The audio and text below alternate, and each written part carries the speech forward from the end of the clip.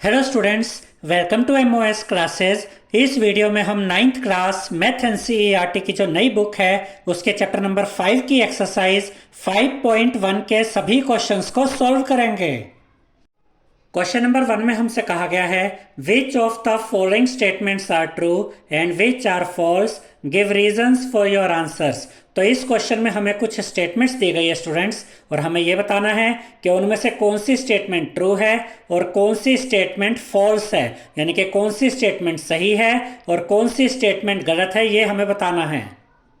First statement में हमसे कहा गया है only one line can pass through a single point, यानी कि यहां पर हमसे यह कहा गया है कि एक सिंगल पॉइंट से सिर्फ एक ही लाइन पास हो सकती है। तो ये स्टेटमेंट गलत है। याद रखिएगा स्टूडेंट्स कि एक सिंगल पॉइंट से इनफाइनाइट मैनी लाइंस पास हो सकती है, एक नहीं अनगिनत, बहुत सारी, कोई गिनती नहीं है, कितनी भी लाइन पास करा दीजिए। तो यहां पर ये स्टेटमेंट फॉल्स है। तो यहां पर इसके सॉल्यूशन में हम लिखेंगे false because infinite many lines can pass through a single point, यानी कि एक सिंगल पॉइंट से इनफाइनाइट मैनी लाइंस पास हो सकती है। तो ये स्टेटमेंट फॉल्स है।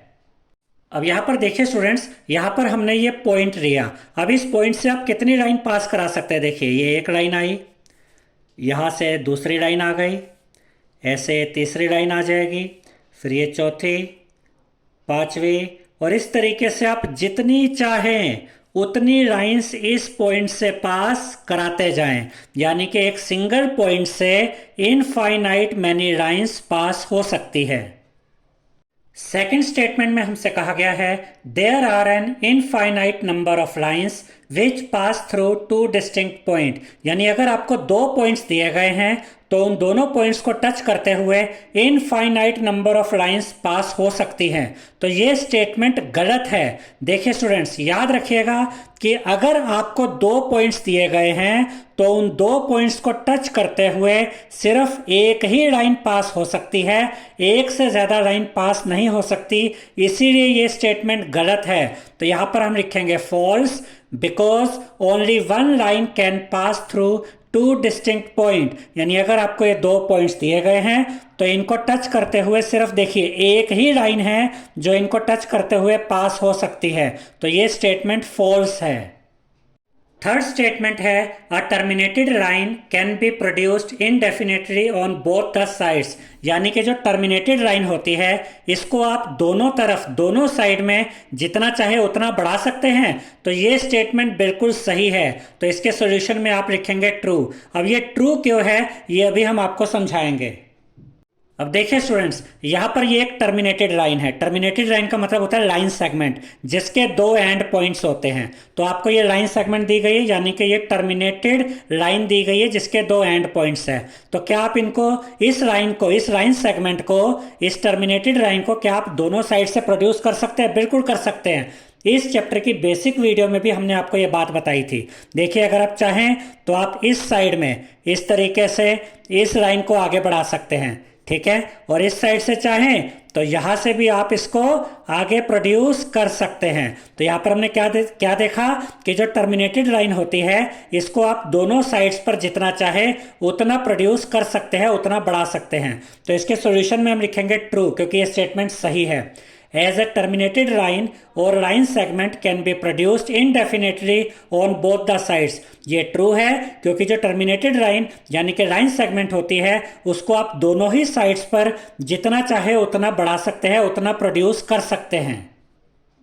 फोर्थ स्टेटमेंट है if two circles are equal then their radii are equal, यानी कि अगर दो सर्कल्स इक्वल होते हैं तो उनकी जो रेडियस होती है वो भी इक्वल होती है। तो ये स्टेटमेंट ट्रू है, बिल्कुल सही है। तो यहां पर हम लिखेंगे true because if two circles are equal then their radii are equal. Radius का जो प्लूरल होता है वो होता है रेडियाई। तो यहां पर हमने ये लिखा कि ये स्टेटमेंट बिल्कुल सही है क्योंकि अगर दो सर्कल्स इक्वल हैं तो उनकी रेडियाई भी, उनकी दोनों की रेडियस भी इक्वल होती है। देखिए स्टूडेंट्स, नॉर्मली हम इस बात को इस तरीके से कहते हैं कि अगर आप सेम रेडियस वाले दो सर्कल बनाते हैं तो वो दोनों सर्कल आपस में इक्वल होंगे। तो यहाँ पर इसका अपोजिट लिखा हुआ है। कैसे? मतलब इसी बात को दूसरे तरीके से कहा गया है कि अगर दो सर्कल इक्वल है तो उनकी रेडियस इक्वल होगी। तो ये स्टेटमेंट ट्रू है। और रेडियस तो आप जानते ही हैं, सेंटर से सर्कल तक का जो ये डिस्टेंस होता है इसे हम रेडियस कहते हैं। तो अगर ये दो सर्कल इक्वल हैं तो इनकी जो ये रेडियस होगी ये भी आपस में इक्वल होंगी। फिफ्थ स्टेटमेंट है, in figure if A B is equal to P Q and P Q is equal to X Y then A B is equal to X Y. यानी कि अगर ए बी पी क्यू के equal है और X Y भी P Q के equal है तो ए बी इक्वल होगा एक्स वाई के।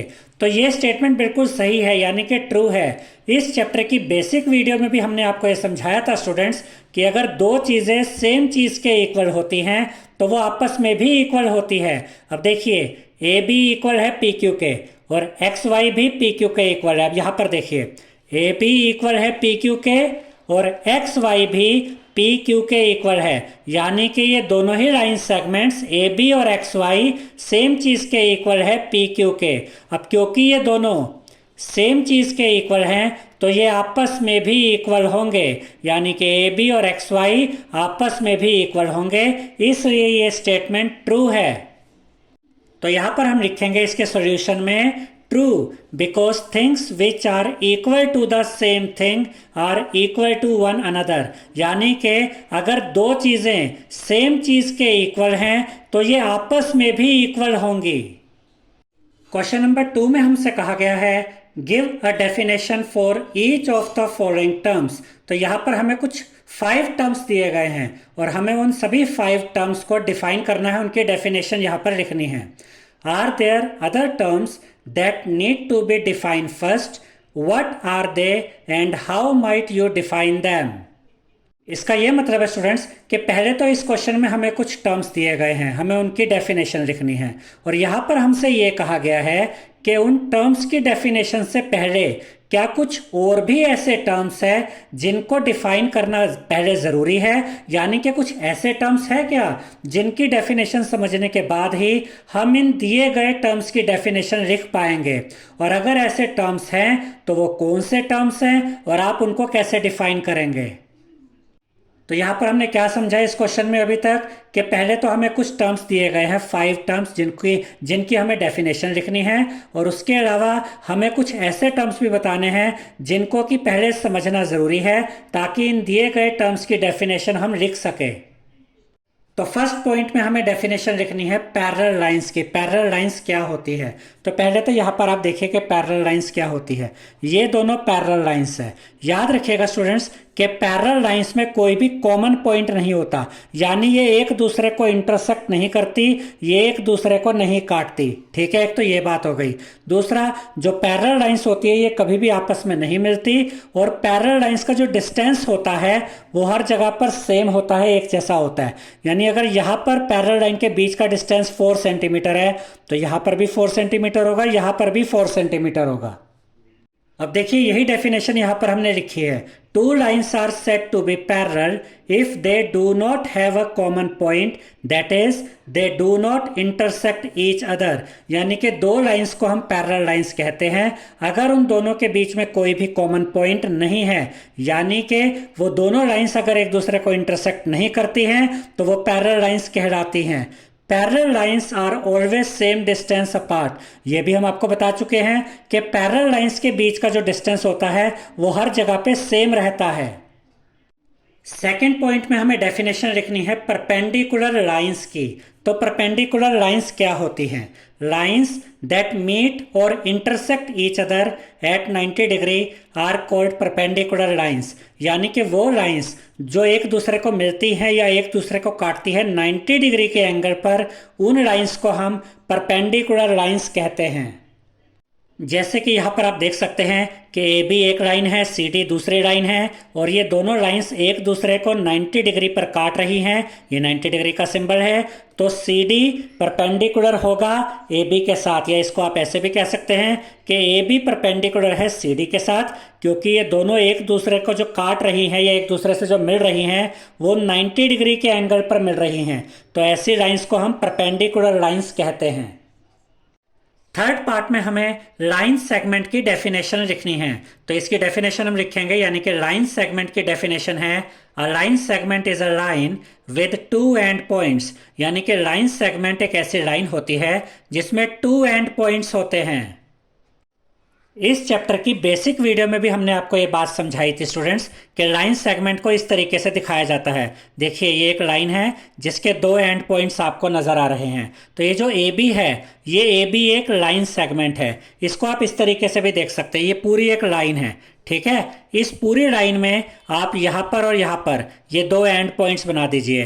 तो ए और बी का जो ये डिस्टेंस है ये लाइन सेगमेंट कहलाएगा। अब ये पूरी तो एक लाइन है लेकिन इसके बीच में दो एंड पॉइंट्स आ गए तो ये लाइन सेगमेंट कहलाएगा। तो लाइन सेगमेंट इस तरीके से भी शो किया जाता है, यहाँ पर भी दो एंड पॉइंट्स हैं, और इस तरीके से भी शो किया जाता है, यहाँ पर भी दो एंड पॉइंट्स हैं। फोर्थ पार्ट में हमें डेफिनेशन लिखनी है रेडियस ऑफ अ सर्कल की। तो इसकी डेफिनेशन हम लिखेंगे the distance from the centre to a point on the circle is called the radius of the circle. का ये मतलब है स्टूडेंट्स कि सेंटर से सर्कल तक, देखिए ये सर्कल है, सर्कल पर ये एक पॉइंट हो गया, सेंटर से सर्कल के किसी पॉइंट तक जो ये डिस्टेंस होता है इस डिस्टेंस को हम रेडियस कहते हैं। ये जो रेडियस है ऐसे भी बना सकते हैं आप, और अगर आप चाहें तो रेडियस को ऐसे भी बना सकते हैं, और अगर आप चाहें तो रेडियस को इस तरफ से ऐसे भी बना सकते हैं, या अगर आप चाहें तो इस तरीके से भी बना सकते हैं। तो सेंटर से सर्कल के किसी पॉइंट तक का जो ये डिस्टेंस होता है ये रेडियस कहलाता है। और यही बात यहां पर लिखी है, the distance from the centre to a point on the circle, यानी कि सर्कल के किसी पॉइंट का और सेंटर का, इन दोनों के बीच का जो डिस्टेंस होता है उसी को हम रेडियस ऑफ द सर्कल या रेडियस कहते हैं। फिफ्थ पार्ट में हमें डेफिनेशन लिखनी है स्क्वायर की। स्क्वायर क्या होता है? A quadrilateral in which all the four angles are right angles and all four sides are equal is called a square.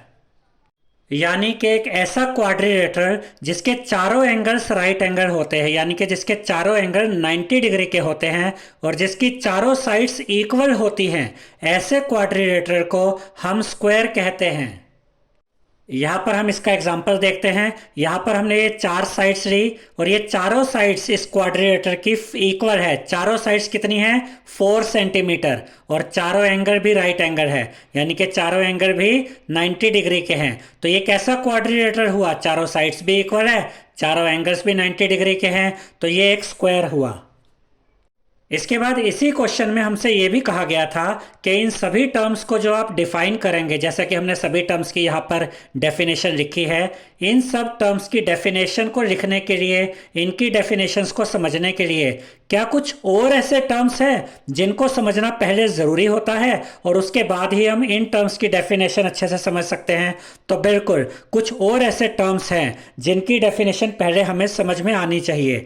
For the desired definition we need the following terms, यानी कि इन सब की definitions को समझने के लिए अब हम कुछ ऐसे टर्म्स को देखेंगे जिनकी डेफिनेशन हमें पहले समझ में आनी चाहिए, उसके बाद ही हम सब इन डेफिनेशंस को इजीली समझ सकते हैं। अब वो टर्म्स क्या है वो यहां पर हम देखते हैं। तो वो टर्म्स है पॉइंट। पहले तो आपको पॉइंट के बारे में पता होना चाहिए, फिर लाइन की डेफिनेशन आपको पता होनी चाहिए, प्लेन किसे कहते हैं आपको पता होना चाहिए, रे का क्या मतलब होता है ये आपको पता होना चाहिए, एंगल की डेफिनेशन आपको पता होनी चाहिए, सर्कल क्या होता है ये आपको पता होना चाहिए, और क्वाड्रिलेटर की डेफिनेशन आपको पता होनी चाहिए। फॉर एग्जाम्पल अगर आपको क्वाड्रिलेटर की डेफिनेशन पता होगी तभी तो आप उसके द्वारा फिर स्क्वायर की डेफिनेशन बता पाएंगे, क्योंकि स्क्वायर की डेफिनेशन में क्वाड्रिलेटर को भी, इस वर्ड को भी यूज किया गया है। तो क्वाड्रिलेटर का क्या मतलब होता है पहले आपको यह पता होना चाहिए, उसके बाद ही आप स्क्वायर की डेफिनेशन लिख पाएंगे और उसे समझ पाएंगे। क्वेश्चन नंबर 3 में हमसे कहा गया है consider two postulates given below. यहाँ पर हमें ये दो पोस्टुलेट्स दी गई हैं और आपको ये याद रखना स्टूडेंट्स कि ये जो दो पोस्टुलेट्स यहाँ पर हमें दी गई है ये यूक्लिड की जो हमने पोस्टुलेट्स देखी थी इस चैप्टर की बेसिक वीडियो में, ये यूक्लिड की पोस्टुलेट्स में से नहीं है। तो ये क्या है ये इस क्वेश्चन में जब हम आगे बढ़ेंगे तब आपको समझाएंगे। तो फर्स्ट पोस्टुलेट हमें क्या दी गई है देखते हैं। Given any two distinct points A and B, there exists a third point C which is in between A and B. इसका ये मतलब है स्टूडेंट्स कि यहाँ पर हमें ये दो पॉइंट्स दिए गए हैं, ए पॉइंट और बी पॉइंट, और ए और बी के बीच में यहाँ पर एक और पॉइंट है सी पॉइंट। तो इसको आप ऐसे भी समझ सकते हैं, ए और बी पॉइंट को आपने मिलाया तो ये एक लाइन सेगमेंट बन गया, और इनके बीच में यहाँ पर कहीं एक पॉइंट है सी पॉइंट जो ए और बी के बीच में है। यहाँ पर आप देख सकते हैं कि ये तीनों ही पॉइंट्स एक ही लाइन पर आ रहे हैं। इसके बाद सेकंड पोस्टुलेट में हमसे कहा गया है there exist at least 3 points that are not on the same line, यानी कि इस बार हमें ये 3 पॉइंट्स दिए गए हैं और ये सेम लाइन पर नहीं है। जैसे कि देखिए एक पॉइंट यहाँ पर है ए पॉइंट, और एक पॉइंट यहाँ पर है मान लीजिए बी पॉइंट, और एक पॉइंट इधर है सी पॉइंट। अब जैसे यहाँ पर ये तीनों पॉइंट्स एक ही यानी कि सेम लाइन पर थे, ये तीनों पॉइंट्स सेम लाइन पर नहीं है, इनको ज्वाइन करेंगे तो आप देख सकते हैं इन तीनों पॉइंट्स की लाइंस अलग अलग हैं। ये इस सेकंड पोस्टुलेट में हमसे कहा गया है। उसके बाद हमसे कहा गया है do these postulates contain any undefined terms, क्या इन दोनों पोस्टुलेट्स में कुछ अनडिफाइंड टर्म्स है, तो इसके बारे में अभी हम डिस्कस करेंगे। उसके बाद हमसे कहा गया है आर दीज पोस्टुलेट्स कंसिस्टेंट, क्या ये पोस्टुलेट्स कंसिस्टेंट है, क्या इनका कोई मतलब है, क्या ये मीनिंगफुल है। Do they follow from Euclid's postulates, क्या ये दोनों पोस्टुलेट्स यूक्लिड की पोस्टुलेट्स में से आती है, तो ये तो हम पहले ही आपको बता चुके हैं कि ये दोनों पोस्टुलेट्स यूक्लिड की पोस्टुलेट में से नहीं है। एक्सप्लेन, तो हमें इन सब के आंसर यहाँ पर देने हैं। तो पहले क्वेश्चन का आंसर तो हम यहाँ पर लिखेंगे there are several undefined terms, यानी कि इन दोनों पोस्टुलेट्स में बहुत सारे अनडिफाइंड टर्म्स है। जैसे कि जो पॉइंट्स हैं वो एक दूसरे से कितनी दूरी पर है, और उसके बाद पॉइंट की डेफिनेशन क्या होती है वो नहीं हमें यहाँ पर दी गई, या लाइंस का क्या मतलब होता है वो भी यहाँ पर हमें नहीं बताया गया। तो इन दोनों पोस्टुलेट्स में बहुत सारे अनडिफाइंड टर्म्स है। उसके बाद यहाँ पर हमसे पूछा गया है आर दीज पोस्टुलेट्स कंसिस्टेंट, क्या ये पोस्टुलेट्स कंसिस्टेंट है, क्या ये मीनिंगफुल है, इनका कोई मतलब है, तो हम यहाँ पर लिखेंगे दे आर कंसिस्टेंट, ये कंसिस्टेंट है because they deal with 2 different situations, क्योंकि यहाँ पर इन दोनों पोस्टुलेट्स में 2 डिफरेंट सिचुएशंस हमें दी गई है। एक सिचुएशन वो है जहाँ पर तीनों पॉइंट्स एक ही लाइन के ऊपर हैं, और एक सिचुएशन वो है जहाँ पर तीनों पॉइंट्स अलग अलग है, यानी कि तीनों पॉइंट्स सेम लाइन के ऊपर नहीं हैं। उसके बाद हमसे पूछा गया है do they follow from Euclid's postulates, क्या ये दोनों पोस्टुलेट्स यूक्लिड की पोस्टुलेट्स में से हैं, तो उसके लिए यहाँ पर हम लिखेंगे these postulates do not follow from Euclid's postulates, यानी कि ये दोनों पोस्टुलेट्स जो यहाँ पर हमें दी गई हैं ये यूक्लिड की पोस्टुलेट में से नहीं है, but they follow an axiom, लेकिन ये दोनों एक एक्सियोम से आती है। और इस चैप्टर की बेसिक वीडियो में हमने एक्सियोम 5.1 जो देखी थी ये वहाँ से आती है, जिसमें बताया गया था कि अगर आपके पास ऐसे ये 2 पॉइंट्स हैं तो इन 2 पॉइंट्स से होते हुए सिर्फ एक ही लाइन जा सकती है। ये एक्सियोम यहाँ पर यूज हुई है। तो यहाँ पर हम ये एक्सियोम के बारे में भी लिखेंगे कि यहाँ पर कौन सी एक्सियोम यूज हुई है।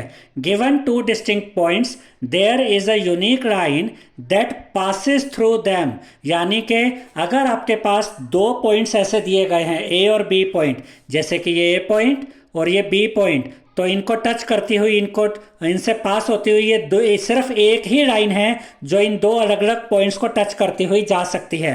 तो यहाँ पर लाइंस की बात हो रही है ना कि ए और बी 2 पॉइंट है, इनको मिलाकर एक लाइन बनी, उनके बीच में एक सी पॉइंट आया और ये तीनों ही पॉइंट एक ही लाइन पर है। तो इसका मतलब कहीं ना कहीं ये एक्सियोम यहाँ पर यूज हो रही है कि जो 2 पॉइंट्स होते हैं उनको टच करते हुए एक ही लाइन जा सकती है। ये जो एक्सियोम है ये यहाँ पर यूज हुई है इन 2 पोस्टुलेट्स में। क्वेश्चन नंबर 4 में हमसे कहा गया है if a point C lies between 2 points A and B such that AC is equal to BC, then prove that AC is equal to half of AB. Explain by drawing the figure. तो इस question में हमें figure भी draw करनी है, तो पहले हम यही काम कर लेते हैं। क्वेश्चन में हमसे कहा गया है कि जो सी पॉइंट है ये ए और बी पॉइंट के बीच में है इस तरीके से कि ए सी इक्वल है बी सी के, यानी कि जो सी पॉइंट होगा ये मिड पॉइंट होगा ए और बी के बीच में। देखिए ये ए पॉइंट है ये बी पॉइंट है और सी पॉइंट इसके बीच में इस तरीके से है कि जो ए सी है ये इक्वल है बी सी के, यानी कि सी मिड पॉइंट है ए बी का। और इसके बाद हमसे ये भी कहा गया है कि अगर AC और BC अगर आपस में इक्वल है, AC और BC अगर आपस में इक्वल है, तो हमें ये प्रूव करना है कि जो AC है वो हाफ है AB का। यानी कि हमें ये प्रूव करना है कि इतना पार्ट, ये जो AC है ये हाफ है इस पूरे AB का, ये हमें प्रूव करना है। अब अगर हम इसको एग्जाम्पल के द्वारा समझें तो मान लेते हैं कि AB 10 सेंटीमीटर है और C मिड पॉइंट है, तो AC कितना हुआ 5 सेंटीमीटर, और जो 5 होता है वो 10 का हाफ होता है। तो यही तो यहाँ पर हमें प्रूव करना है कि जो AC है वो हाफ है AB का, ये हमें प्रूव करना है। तो आइए इसको प्रूव करते हैं। सबसे पहले हम लिखेंगे AB is equal to AC plus BC, यानी कि AB को हम इस तरीके से लिख सकते हैं AC प्लस BC। देखिए अगर आप AC और BC को ऐड कर देंगे, इन दोनों को ऐड कर देंगे, तो आपको क्या मिलेगा AB, यानी कि AB को हम इस तरीके से लिख सकते हैं AB is equal to AC plus BC। अब जैसा कि क्वेश्चन में हमें बताया गया है कि AC और BC आपस में इक्वल है, तो इस BC की जगह यहां पर हम लिख देंगे AC। देखिए ये AB आएगा इक्वल टू का साइन, ये AC अपनी जगह पे रहेगा प्लस का साइन, BC की जगह हमने लिख दिया AC, और इसका रीजन हम लिखेंगे because AC is equal to BC given. अब देखिए स्टूडेंट्स, जैसे x प्लस x 2x होता है, वैसे ही AC प्लस AC क्या होगा 2AC। तो ये AB हम यहां पर लिखेंगे इज इक्वल टू का साइन आएगा AC प्लस AC यानी कि 2AC, तो यहां पर हम लिखेंगे 2AC।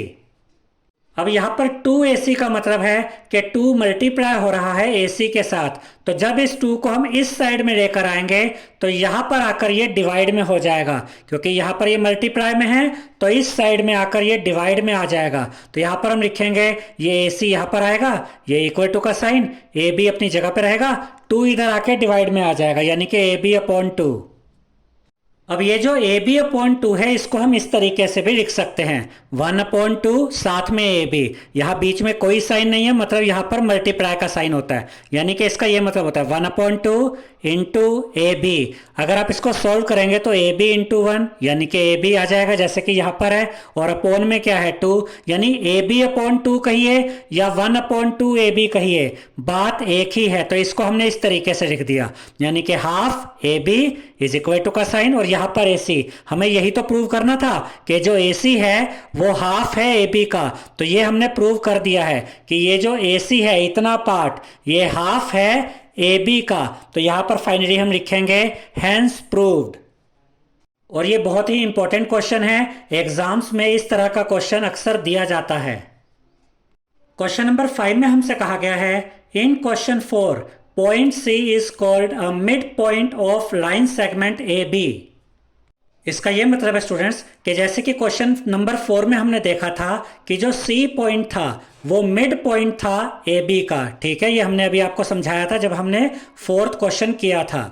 Prove that every line segment has one and only one mid point. तो हमें यह प्रूव करना है कि हर लाइन सेगमेंट का सिर्फ एक ही मिड पॉइंट होता है और किसी भी लाइन सेगमेंट का एक से ज्यादा मिड पॉइंट नहीं हो सकते, ये हमें समझाना है। जैसे कि यहां पर देखिए ये AB एक लाइन सेगमेंट है और इसका मिड पॉइंट क्या है C इसका मिड पॉइंट है। तो हमें यह प्रूव करना है कि किसी लाइन सेगमेंट का एक ही मिड पॉइंट होता है, एक से ज्यादा मिड पॉइंट नहीं हो सकते किसी भी लाइन सेगमेंट के, ये हमें प्रूव करना है। तो आइए इसको प्रूव करते हैं। हम जानते हैं कि जो C है ये मिड पॉइंट है AB का, ये हमें दिया गया है कि C मिड पॉइंट है AB का। तो अगर C मिड पॉइंट है AB का तो इसका ये मतलब हुआ कि AC और BC आपस में इक्वल होंगे क्योंकि C मिड पॉइंट है। तो यहां पर हम लिखेंगे AC is equal to BC और इसे हम नाम दे देंगे फर्स्ट इक्वेशन और यहां इसका रीजन लिख देंगे गिवन कि ये हमें दिया गया है। इसके बाद हम लिखेंगे let D is another mid point of AB, यानी कि हम ये मान लेते हैं कि AB का एक और मिड पॉइंट है। हालांकि हम ये जानते हैं कि किसी लाइन सेगमेंट का सिर्फ एक ही मिड पॉइंट होता है, लेकिन ये प्रूव करने के लिए, इस बात को प्रूव करने के लिए हम ये मान लेते हैं, ये लेट कर लेते हैं कि AB का एक और मिड पॉइंट है और उसको हम नाम दे देते हैं D। तो ये D पॉइंट हम यहां पर ले लेते हैं, ये एक और पॉइंट आ गया D, और हमने ये रेड कर लिया है कि सी के अलावा डी भी एक मिड पॉइंट है ए बी का। हालांकि ये बात गलत है, लेकिन इसे प्रूव करने के लिए कि किसी लाइन सेगमेंट का एक ही मिड पॉइंट होता है, हमने ये रेड कर लिया है कि डी भी मिड पॉइंट है ए बी का। अब अगर डी मिड पॉइंट है ए बी का तो इसका मतलब क्या हुआ कि ए डी और बी डी ये आपस में इक्वल होंगे। जैसे कि सी मिड पॉइंट था ए बी का तो हमने क्या लिखा था, A C is equal to B C. अब अगर डी मिड पॉइंट है ए बी का तो हम लिखेंगे A D is equal to B D. तो यहां पर हम लिखेंगे therefore A D is equal to B D, और ये सेकंड इक्वेशन होगी।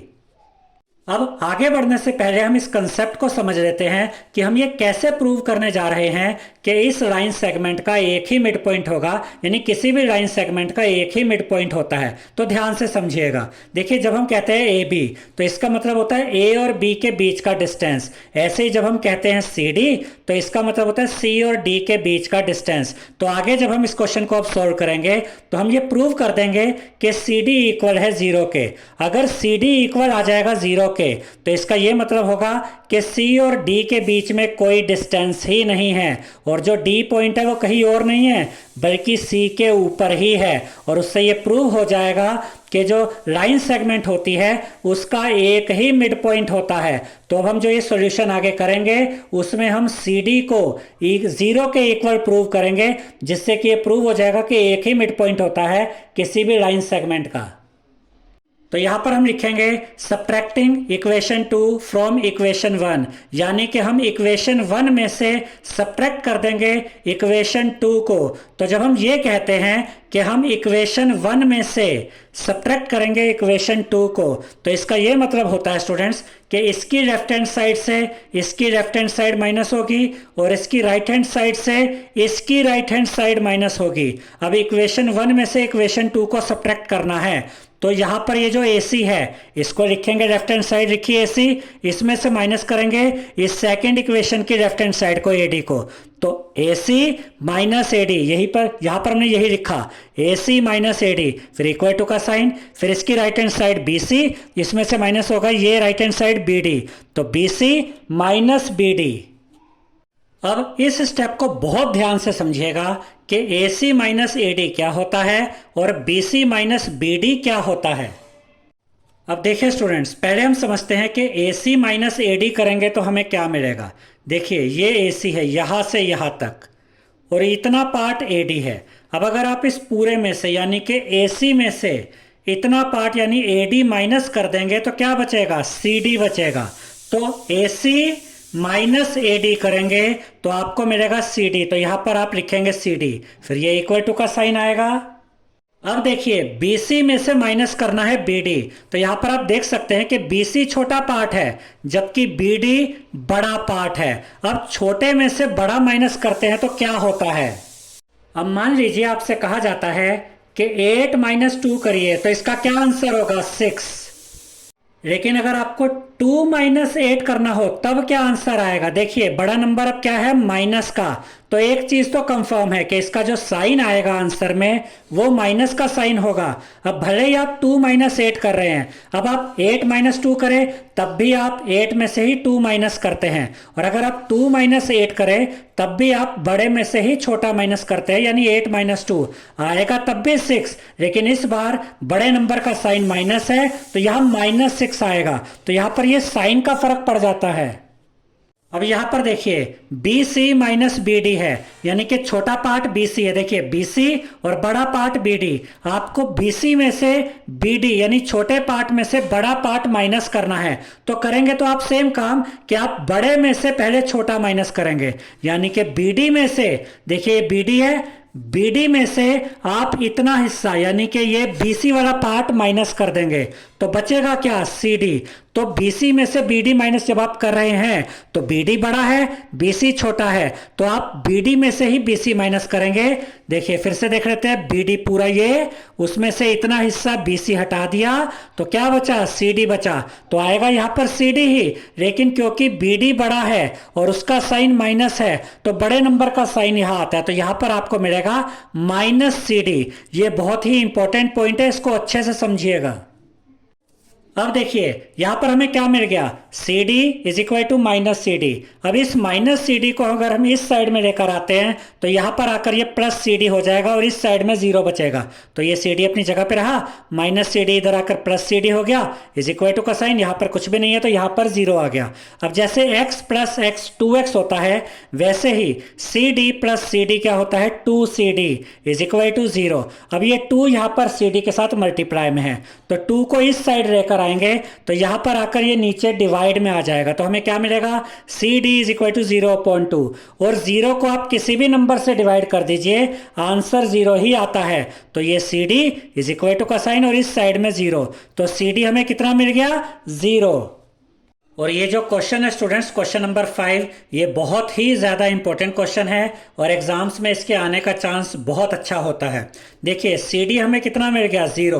अब सी डी के जीरो मिलने का होने का क्या मतलब है, सी डी मतलब सी और डी के बीच में जो डिस्टेंस है वो जीरो है, यानी कि इनके बीच में कोई डिस्टेंस ही नहीं है। हमने ये प्रूव कर दिया कि सी और डी कोई अलग अलग पॉइंट्स नहीं है, इनके बीच में तो कोई डिस्टेंस ही नहीं है। तो डी जो पॉइंट है ये कहीं और नहीं है बल्कि ये सी के ऊपर ही है। और इस चैप्टर की बेसिक वीडियो में हमने आपको क्या बताया था, एक पॉइंट के ऊपर जब दूसरा पॉइंट होता है बिल्कुल सेम, तो इसको हम कहते हैं कि कोइंसाइड पॉइंट्स है। यानी कि सी और डी क्या है, ये कोइंसाइड्स हैं, यानी कि सी और डी बिल्कुल एक ही जगह पर हैं।